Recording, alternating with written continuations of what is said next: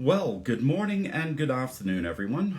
This is William Davis. I'm the Director of Education for Wilson Daniels, and we are going to spend a little bit of time here in just a moment with Edouard Parinet, who is the Director of Chateau de Moulin-à-Vent, where we're going to be talking about the 2018 vintage, specifically in Moulin-à-Vent, Romanèche-Touraine, and some of those climats that head up toward the commune of Chénas to the north. So, looks like I've got Wine Vinny in here. Want to make sure that Edouard will be here in just a moment to join us. So as soon as he does, we will get going. So thanks again for everybody joining. You know, if you do happen to have any questions to Edouard, you know, let us know in the chat and us to answer those, because it's not too often that we get a chance to spend time with Edouard. You know, usually it's on these vintage releases, and there he is. You know, happy and in the vineyard of Clos de Lombe. So, how are you, my friend? I'm very well, thank you, William. I'm really happy as always to see you. And as it's been a long time, I haven't seen you physically. It's even more intense. That it is. And as we start to come out of things, you know, I'll talk to you offline, but I think that I might be able to see you maybe for a day in July. I just booked my for training to Bordeaux, so I'll be spending an extra day or two.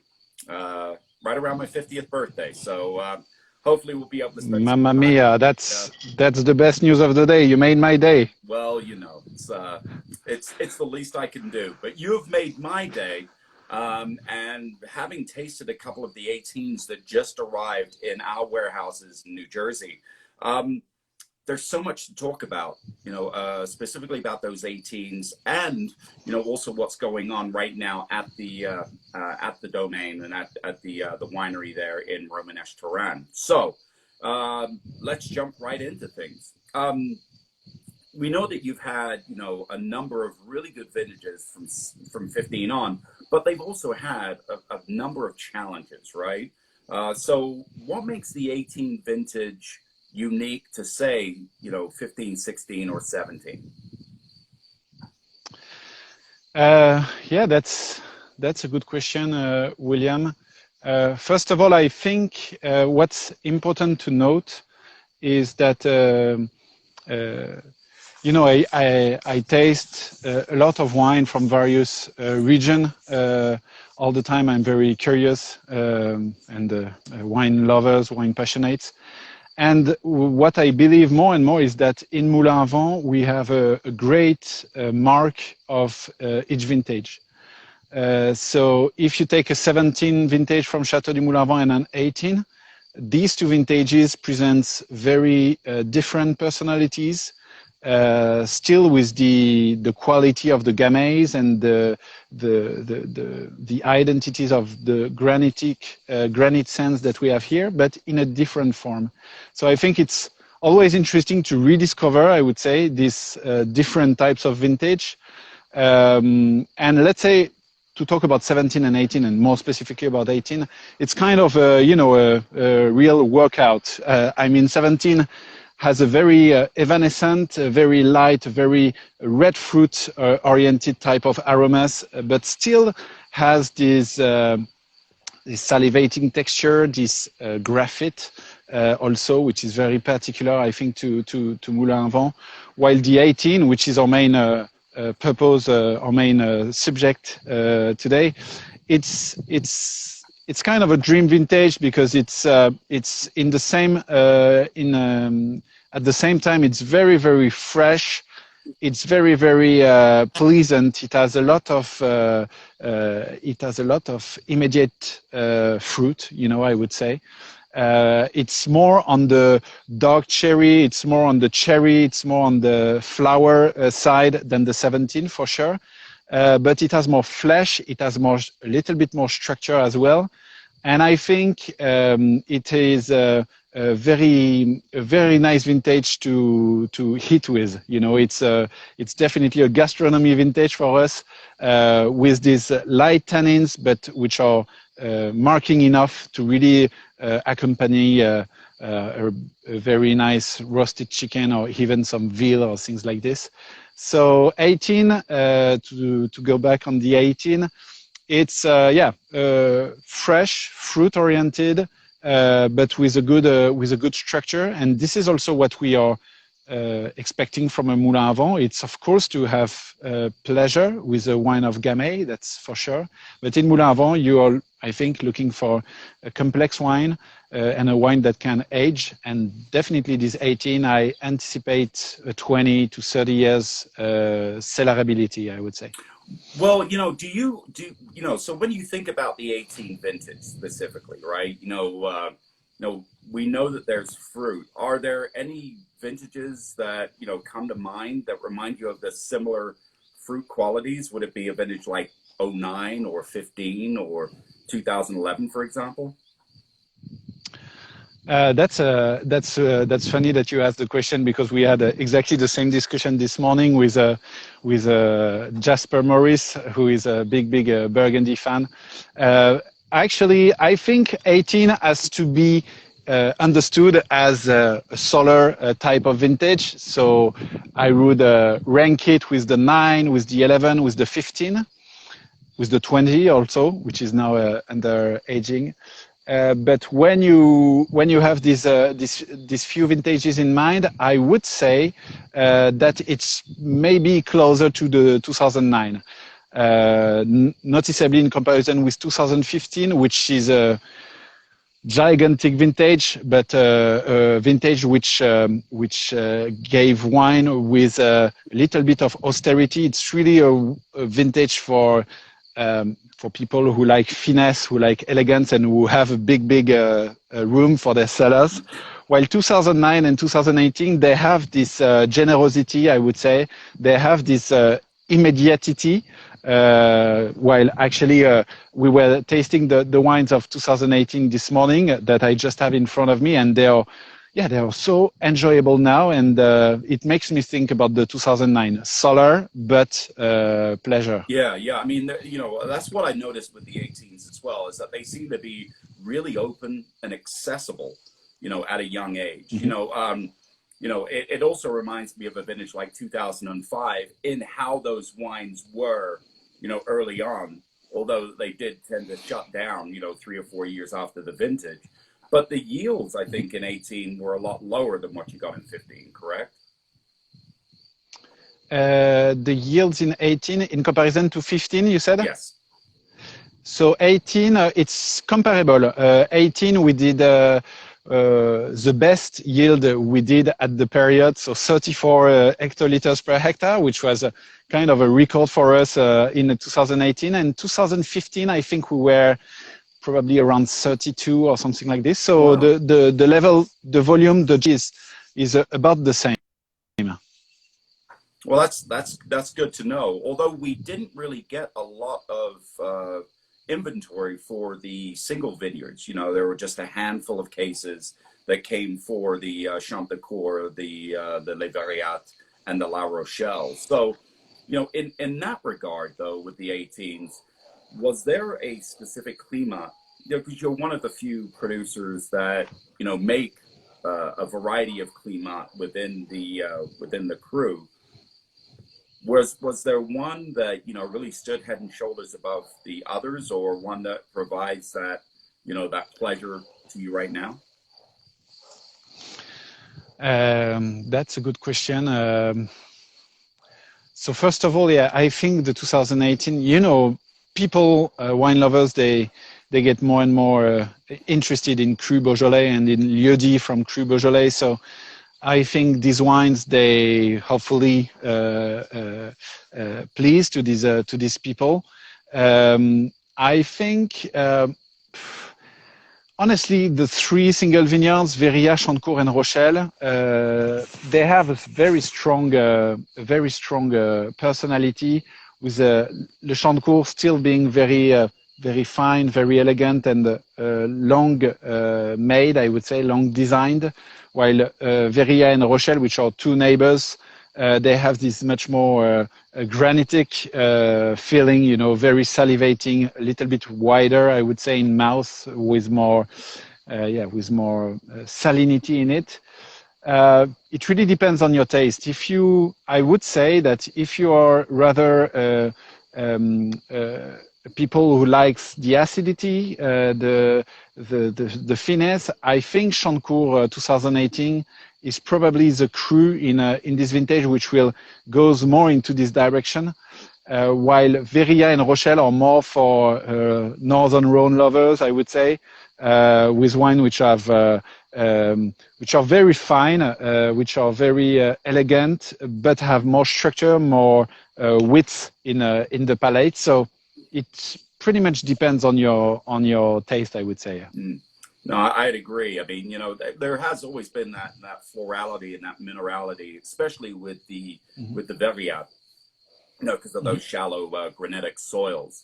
You know, it's personally that and La Rochelle always bounce back and forth for my first and second favorite of the three cru. But right now, you're in one of the other cru that we don't get a chance to taste too very often, if at all, and that is the Clos de l'Aune. So for those that are chiming in, tell them how important the Clos de l'Aune and that cru is specifically to the history of the estate.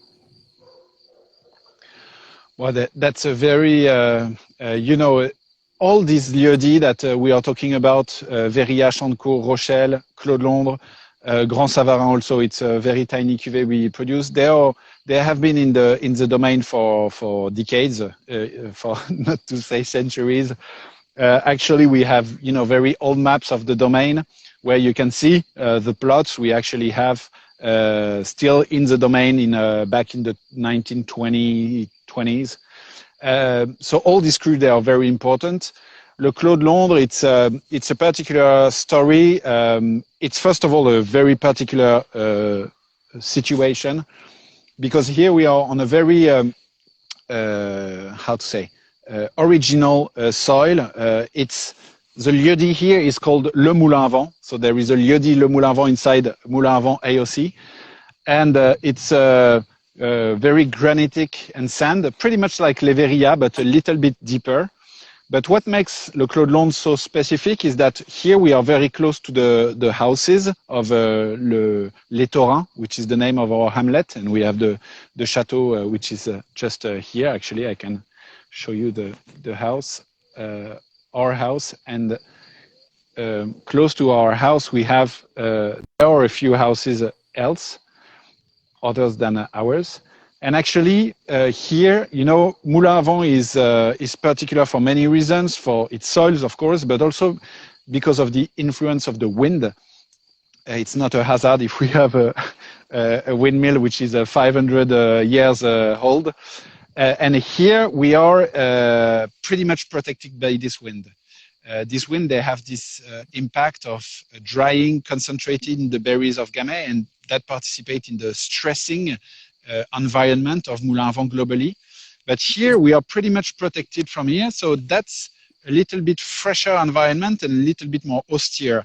The maturity does not accelerate too much when the winds are blowing because it's protected.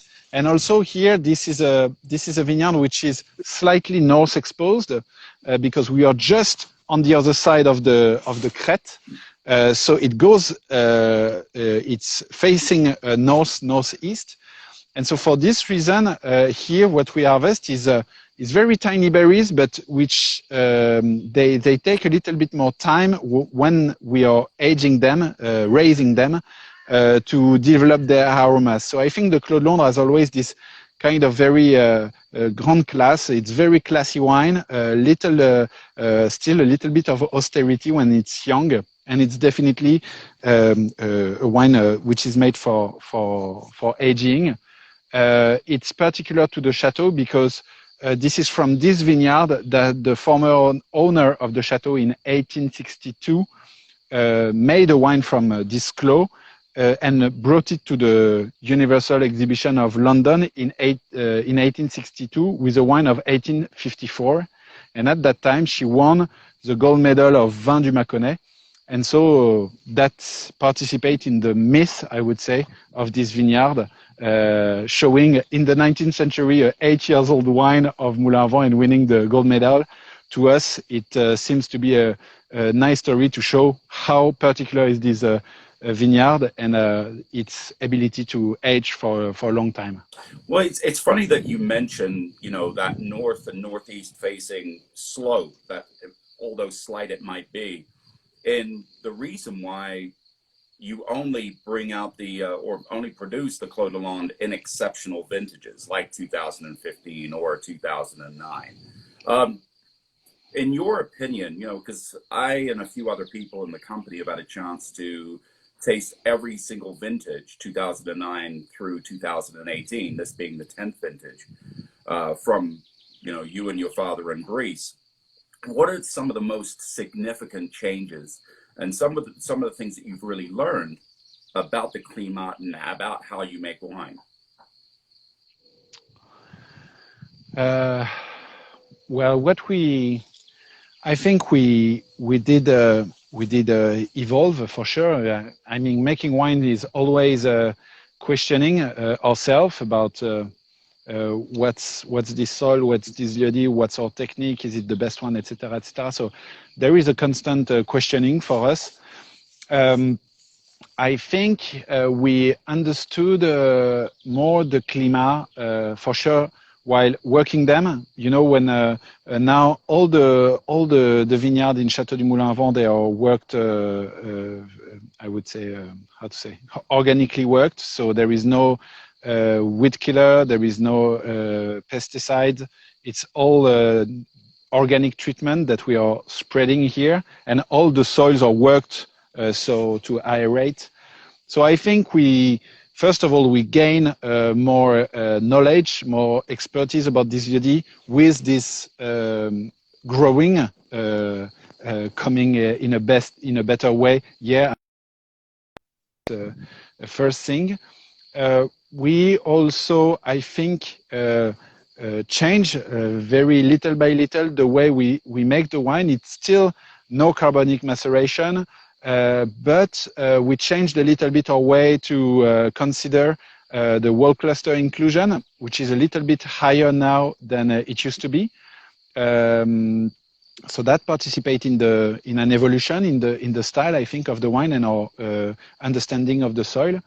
And last but not least, I think also that the bottle in the end, so after the élevage also made us understood what's the lieu-dit. For instance, Le Champ-de-Cour, when it's a young wine, it has a lot of body. It's very, very energetic. And for the first vintage, we had the belief that this energy needed to be how to say, to be taken by aging, you know, by barrels aging, because it was too much. And actually, you know, making wine is always, there are a lot of mysteries, I would say, in making wine, but you have to try to make it rational. And for Le Champ-de-Cour, for instance, we understood that we needed a softer aging to reveal this finesse, this energy without I would say calming it, something like this. I'm sorry if it's not no maybe not so clear. I think that it's important for many people, if this is their first or possibly second time being introduced to the wines, that there has been, you know, this evolution, you know, over the decade, where the wines do tend to be a little bit fresher because of that whole cluster, while you continue to fine-tune the vineyards and the climats. But there is a wine that we haven't really talked about, and that's the Couvent de Touraine.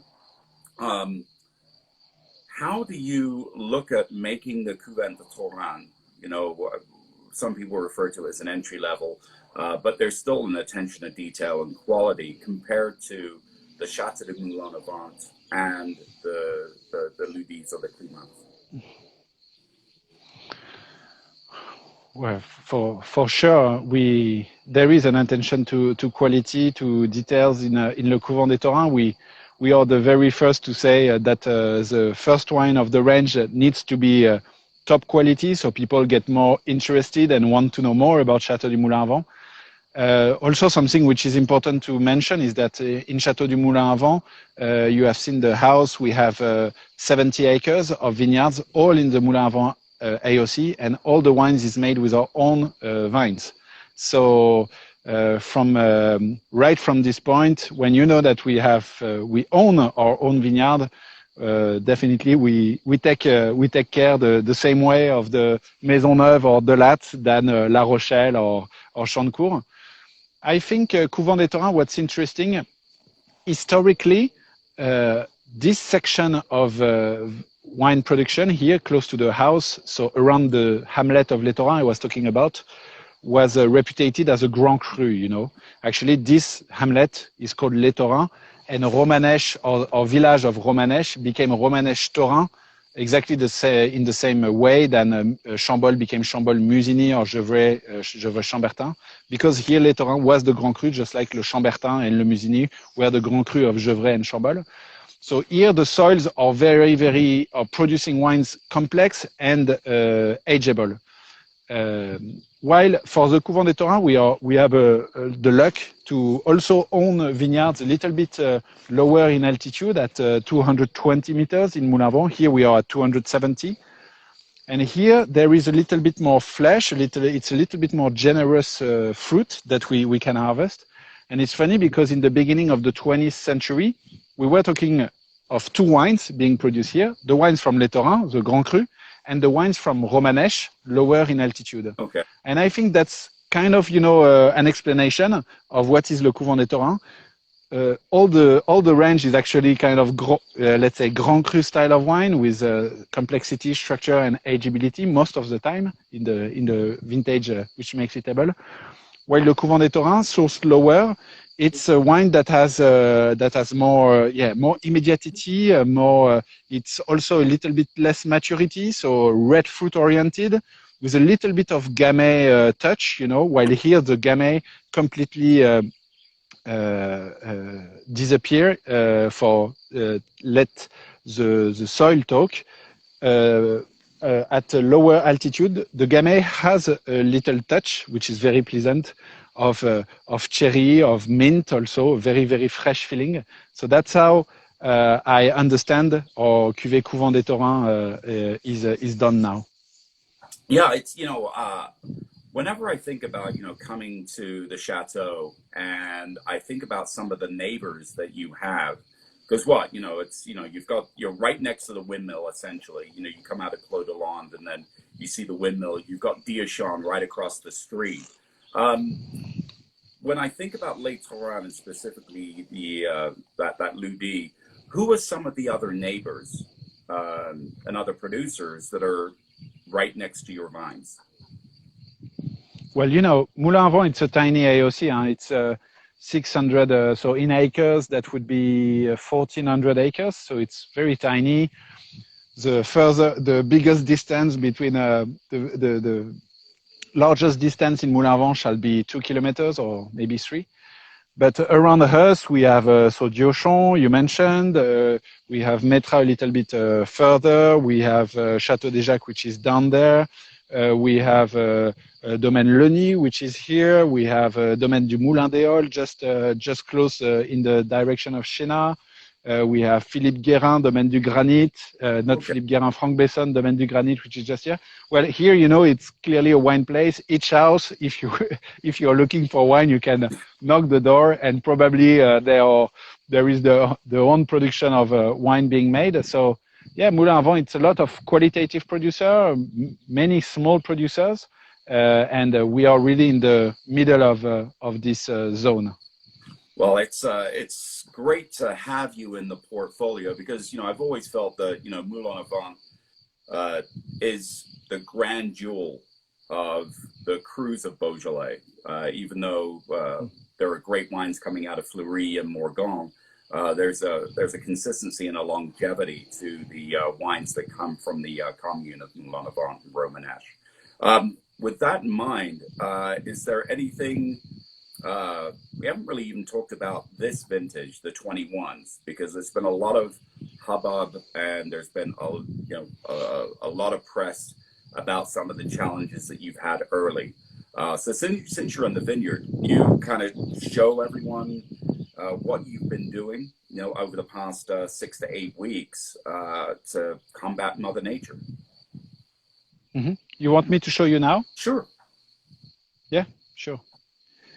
So let me put it on the in the other direction. So as you can see, there are some tractor traces. So this is what I was saying. We are working the soil to aerate them with tractors, very, very light tractors actually. So that enable the soil to breathe. This work, the soils work, sorry, we did it. So before it rained, it has rained a lot for the last 10 days, I would say. So before that, we were working the soils a lot. And now we are focusing more on the treatment, but with this rain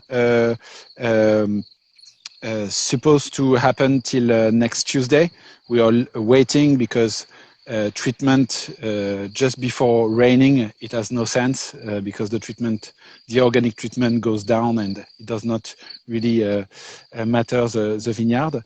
So nowadays we are a little bit in an expecting period, I would say. But from next Tuesday, we will spread the organic treatment in all the vineyard, and clearly there is a big risk for us with all this rain falling down now. It's the risk of mildew, which is a gamay or variety of gamay is very sensitive to mildew. So we are just hoping now that we won't have a big spread of mildew once the rain are finished, and that we can make our treatments in a nice way. So of course, this vintage has been marked by the frost, which happened 8th of April. So yeah, 7 weeks ago. And here in Moulin-à-Vent, we expect to make half a vintage in Moulin-à-Vent. So we hope to be able to produce 20 hectoliters per hectare this vintage. This is what we have in mind, but we are not very, frost for us in Moulin-à-Vent, it's pretty uncommon. So we don't have a lot of experience regarding the yield, the result that the vine will give after frost, but this is what we can expect. Actually, if I show you a vineyard, so that's this vineyard, Claude Londe, was planted in 1953, I think. So wow. It's almost 70 years. And this, so also just that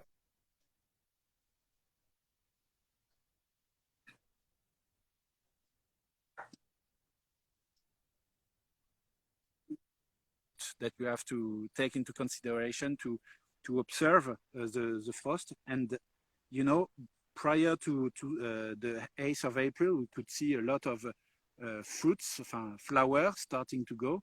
And here, for instance, on this vineyard, so here there are some fruits. You can see here, there, and there. But on this one, there is just this one. Maybe this one will give something. Otherwise, you have this one.